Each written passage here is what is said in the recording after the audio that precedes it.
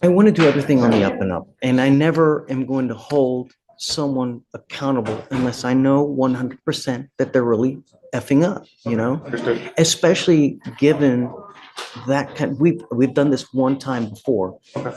and the guy was miserable because it's a miserable situation, I mean, right?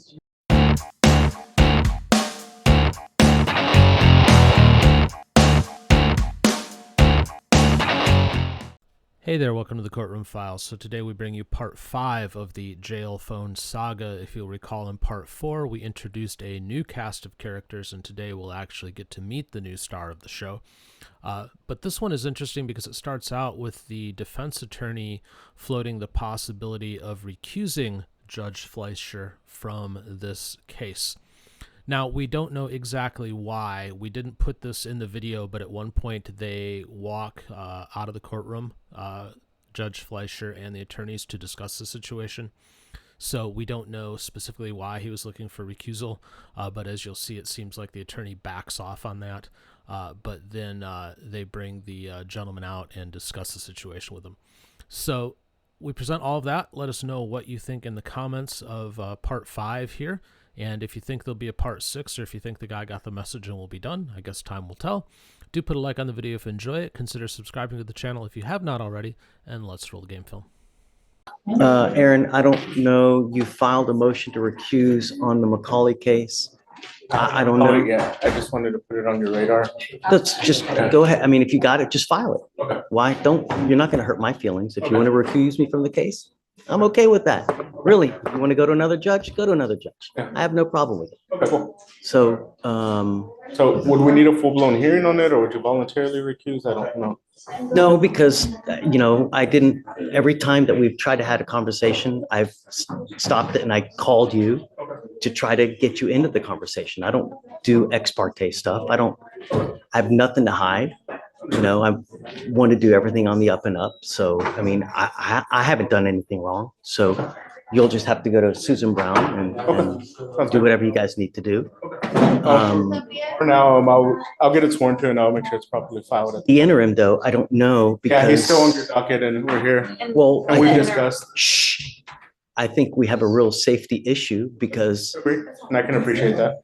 I think that, recall.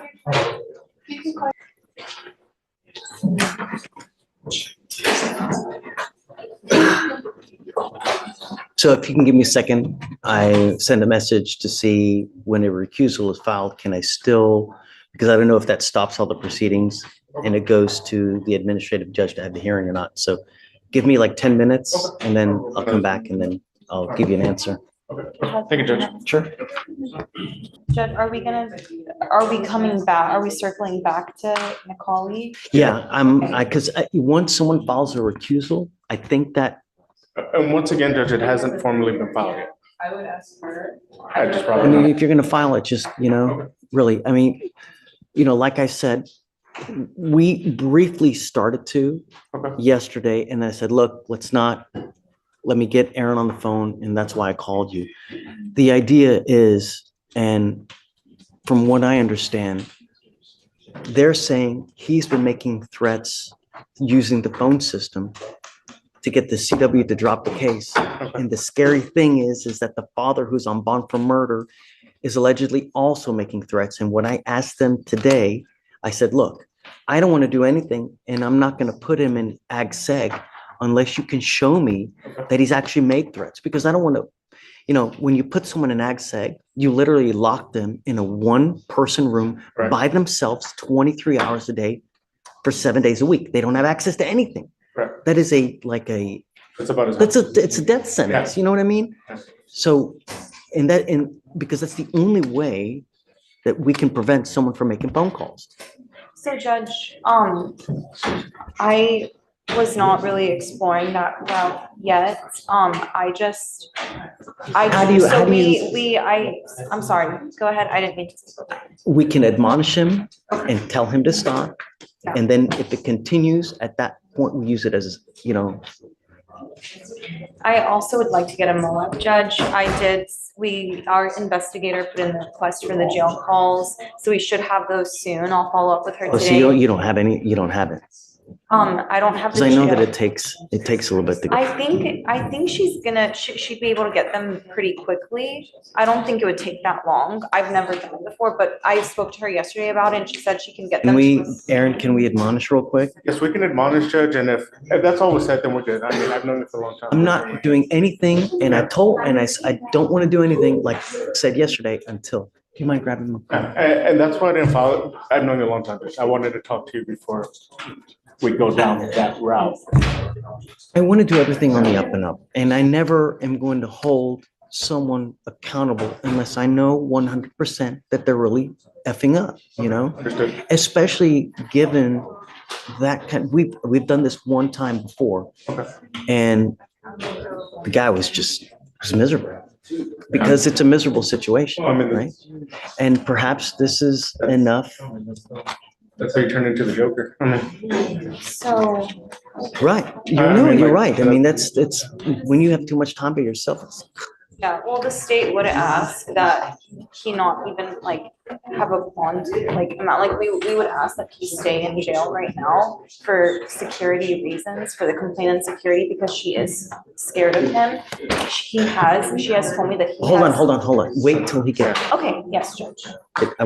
he needs to hear all this as well.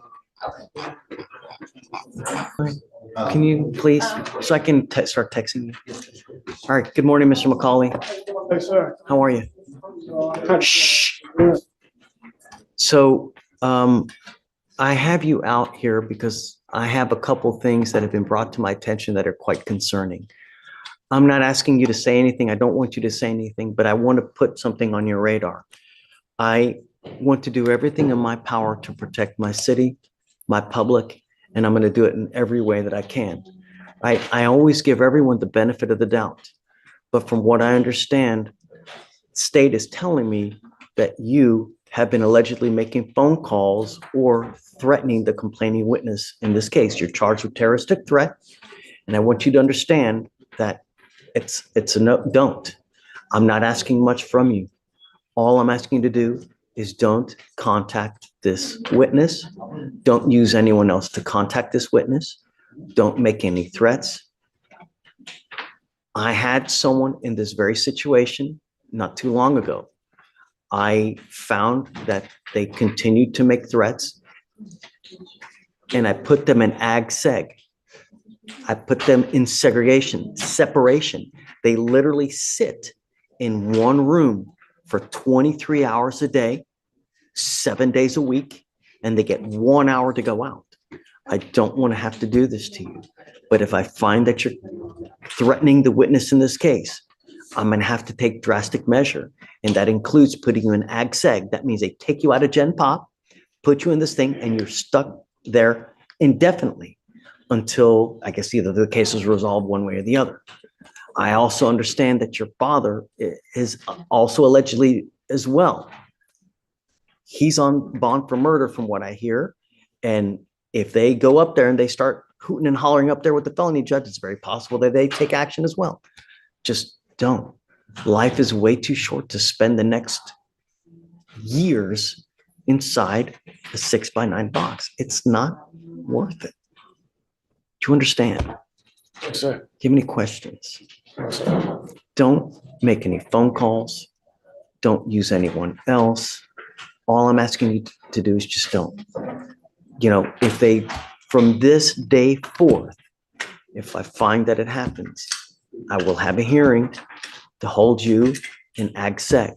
You have to understand every phone call that is made, any correspondence that is sent, it's all recorded for the entire world to see. There are eyes and ears everywhere. Do you understand? Yes, sir. Okay.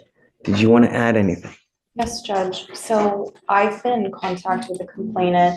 She has told me that in the past, she has gone to the hospital because of him because he's been physically abusive to her. She thought that he was capable of acting on his threat had the police not arrived when they did. The first time I made contact with her, she told me that she had wanted the case to be dropped. And then the next day she called me again and said that the defendant, the witness on the case, who is the defendant's friend, basically ensured that that's what she had told me, that she had wanted the case dropped. And so they have been making contact with her, judge, the defendant, the friend, and the defendant's father. The complainant is in fear for her life. She feels like she's being harassed and threatened. He has been in communication with her since being in jail. She has blocked the jail calls now. I advised her to file police reports so that we can get all this on paper because, for defense, defense has certain rights as well, judge. And so, we want to do this formally. I would ask that given the egregiousness of all this and due to the genuine safety concerns that the complainant has, I would ask the defendant not be released from custody. So from what I see now, and I'm gonna, here, you respond, please. If I will, Your Honor, right now, he's still currently on bond in this case. And at this point, we have been given no notice of what the actual allegations are. We haven't seen a bond revocation report. We have yet to see any evidence of this other than hearsay from a party that has yet to come to testify to give her own testimony. I believe right now a revocation of bond is improper. He's right. I know that you're standing up for the complaining witness in this case. I understand, but I have to see, right? Sure. And number one, has there been a no contact that's been entered in this case anyways? There were bond conditions. In the bond conditions, he was supposed to have no contact. Okay, But we need a MOA, judge. There's no MOA in place. I will grant the order for protection now. And I've spoken to my client. We're in agreement to that. So That's fine. just, you're on notice. Eyes, ears everywhere. This is what we do. I don't want to have to do anything to you. I don't want to have to put you in seg. So please just don't. And just like I said, life is not worth spending the next couple of years in a box. So you're on bond in this case. I'm not going to revoke your bond now because they've not shown me anything that you have violated other than words. Okay. If they show me something, that's different. I'm going to enter in this order for protection now that prohibits you from having contact with her. So don't use anyone else. You understand, Mr. McCall? Yes, sir. So this order for protection now, It was signed on 11/7. I know I'm granting a new one so that it extends it for another 61 days. So that Ms. DeVoe is now a protected individual. You cannot commit family violence or an assault against this person. Commit an act in furtherance of an offense under section 42.072 of the Texas Penal Code, which is the stalking statute. Understand, if you continue, it's very possible they file stalking charges on you as well, right? There's a multitude of other charges that can be facing if it continues.